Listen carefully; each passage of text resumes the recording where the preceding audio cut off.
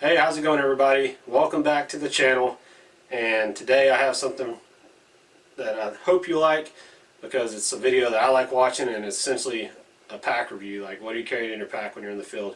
And this one's going to be geared towards turkey season because what's today? The 11th.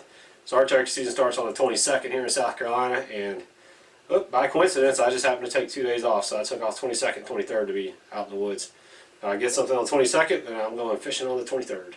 So what I want to do is kind of go through the setup and what I like to carry.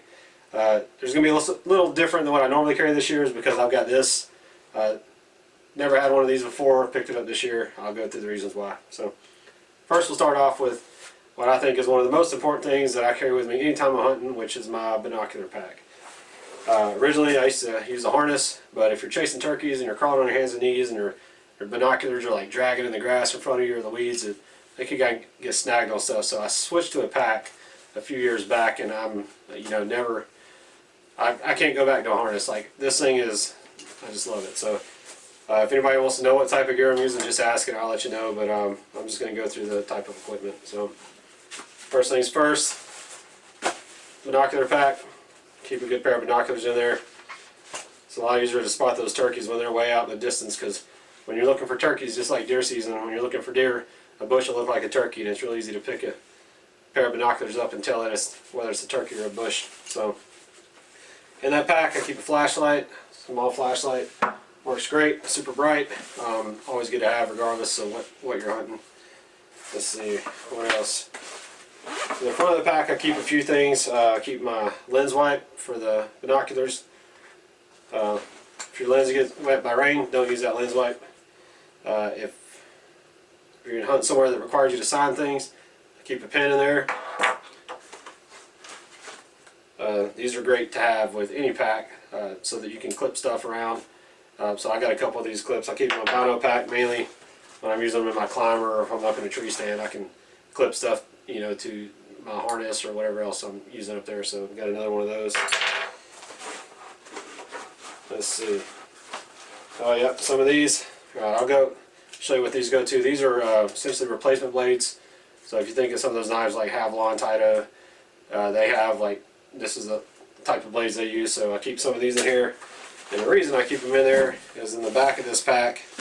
Doesn't look like much, but I actually have a skinner in here. So this little skinner works great, ultra light. So that's what those blades are for. Always nice to have a couple extras if you get into something big.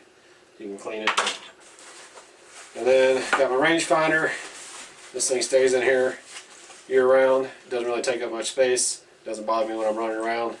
And it worked out really well when I was hunting that deer. If y'all watched that video, I was able to see how far he was and adjust my scope so that I could make sure got a good clean shot. And I did. He's a taxidermist. So move on to the big meat and potatoes of it all. So this is going to be a new setup for me this year. And this is a legit turkey vest, and I never really hunted with a turkey vest. What I've had in the past is this setup here, and it's a lumbar pack. So great, it's been great over the last several years. I have no complaints with it, other than the fact that I have nothing to sit on. So I've been having some back issues. So I've been looking for something with a seat, which is why I switched to the vest this year. Could have carried something or made something with this, but this pack, I've had it for years and years. It's got a lot of stitches in it, a lot of fixes, a lot of things that I've done, and it's been a great pack. But I figured, it's time to upgrade, and found a vest that kind of suits my style, which is, again, running and gunning.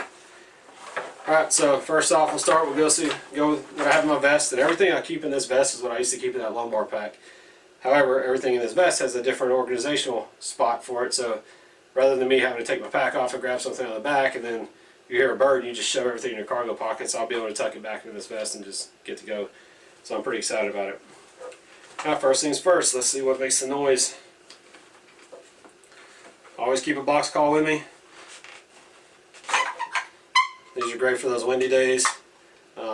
So always have a box call, and I prefer box calls over mouth calls on the windy days, because obviously your mouth gets tired if you're trying to get loud, and then you start messing up your yelps and such. So it's always nice to have a good box call. And I keep a pot call as well. I'm okay. I'm pretty good. I like to think with a mouth call, but you know, your mouth gets tired. You want to do some good purring, clucking, or whatever else along those lines. So it's nice to have a really good pot call. And I will drop a plug for this one because a buddy of mine makes these, and he does a great job, and he does it at his house. But Upstream, Downwind, his name's Gordon. If you follow me on Instagram, you can go check there, and I'll drop a link for his pot calls down there in my description. So Gordon makes these. They sound really good. This one, I think it's Purple Heartwood. I forget what the backer is, but it sounds great. So, alrighty, what else that I got? Alright, got my strikers. So this is a lot nicer than the one I had. What I used to do is I had a piece of foam and I would stick my strikers in it and then throw them in my bag so they didn't rattle around. But striker that Gordon made to go with that pot call there sounds great. So going to be running that, as well as I think these are like maple and oak. I'd have to look. This was a 3-pack originally, and I kept 2 of the ones I like that sound the best. So, all right, let's go to this side. All right, so here's my mouth calls. They got a quick little compartment for these, and I keep a extra one in here. This is a little different change up. I used to wear a lanyard around my neck and a little pinch sleeve on it, and I could just drop my calls in there because again, it's quick, easy access. But it's kind of nice to have these up on my chest so I can drop them back in here and then close it up. All right, these are for the untalented, which is me. For everybody that can do a good crow call, I can't. That's why I use one of these crow calls. And for all of you that do those amazing owl calls, I'm extremely jealous. When I sound, I don't know, I sound like an owl in labor. But I just use one of these little reed calls, these owl calls that you can buy pretty cheap.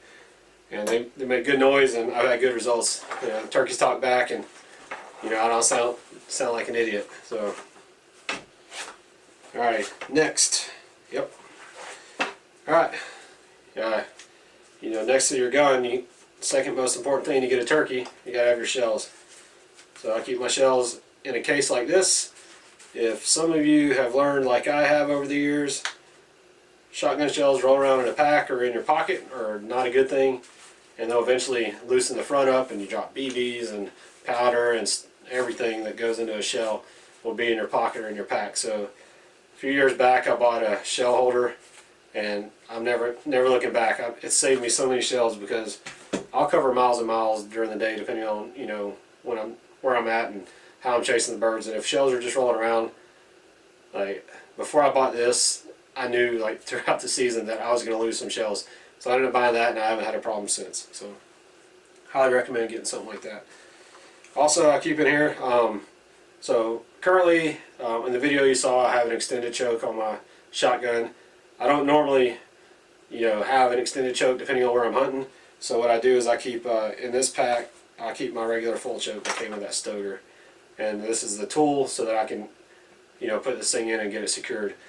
Because sometimes in the areas I hunt, if I'm within, like if it's brushed in, like if I'm in the swamps, in like national forest and things like that, and I'm not going to have a long shot, like I don't need an extended choke in that type of situation. Like if I'm running through all this small brush, like I don't need that super tight pattern. I want to be able to get that bird. So I keep this full choke in there so that I can switch it out as needed, and it's works out pretty good. So I know some people were like, oh, you just need one choke and you're good. I just like to keep 2 because in that video, obviously I've got a red dot on there so I can stretch out the range, but traditionally if I'm hunting with that choke, it's wide open areas where I might have to make a shot that's 40 yards. But normally I have that full choke in there. So let's see what else. Oh yeah, ultimately, this thing has a really comfortable seat. I've been taking it off and sitting on it, while I'm at work. See how I like it. It definitely helps my lower back. I don't get that pain that I've been getting, and I can sit on it for a long time and my legs don't go numb, which is a big plus for me. So really excited about the seat, and again, that was one of the main reasons I switched from that lumbar pack. So good job there on that seat. It's super comfortable.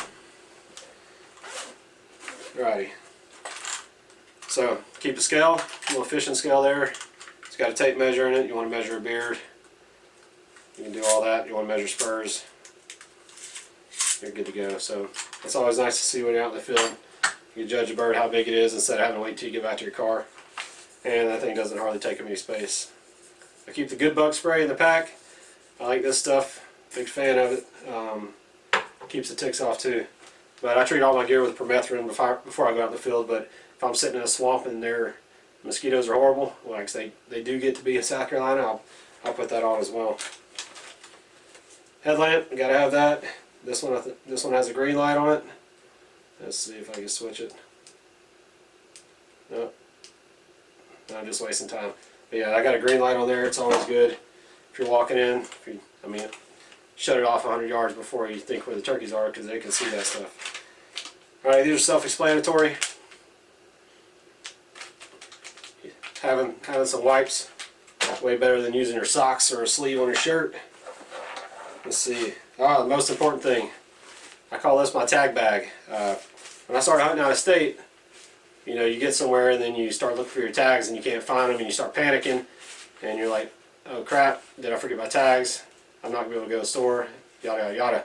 So I bought this bright colored bag, and it's specifically bright colored so that I don't forget my tags. So if I don't see this with my hunting pack for whatever season it is, I know that I don't have my tags. So got all my tags in here for South Carolina, North Carolina, and whenever West Virginia sends them, I'll throw them in here as well. But yeah, very important. Let's call it my tag bag. Let's see what else I think. Yep, so this is just a little paracord that goes for that scale so I can wrap around the turkey's feet. And this is a little turkey tote that came with the with this vest I bought. So it looks a little nicer than what I normally carry. It's not too much different. Normally I would just use some 550 cord and throw that turkey over my back. So I'll probably use this. Maybe I'll get something that's a little more comfortable, but that's a problem I want to have, is if I'm complaining about carrying a turkey out, that means I got one. So a little turkey tote, and I'm pretty sure that's it, other than the water bladder, which you can see. So normally I have in my pack, in that lumbar pack, I would have a couple bottles of water. This has a 1 liter hydration bladder in the back.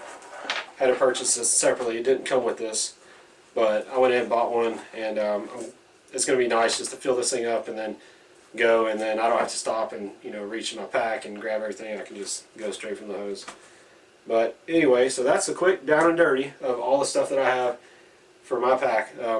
One thing that I don't have in here is protein bars. I always have like some type of high grain bar and honey buns. I always have honey buns. Yeah, they're kind of loud, they rattle around, but God, they're so delicious. And when you're covering miles and miles and miles, it's so nice to have honey buns. So usually I have protein bars and honey buns in here if I need a snack while I'm out there in the field. And yeah, that's about it. Pretty light. Another thing, I'll do it in a different video, but I carry a couple decoys with me. I have 4 different decoys, and usually, depending on my setup, I'll at least carry 1, maybe 2. It really depends on how far I'm going in, or if I've pre-scouted or anything along those lines. But I always have a decoy with me as well. So I'll do those in another video so that you can check them out.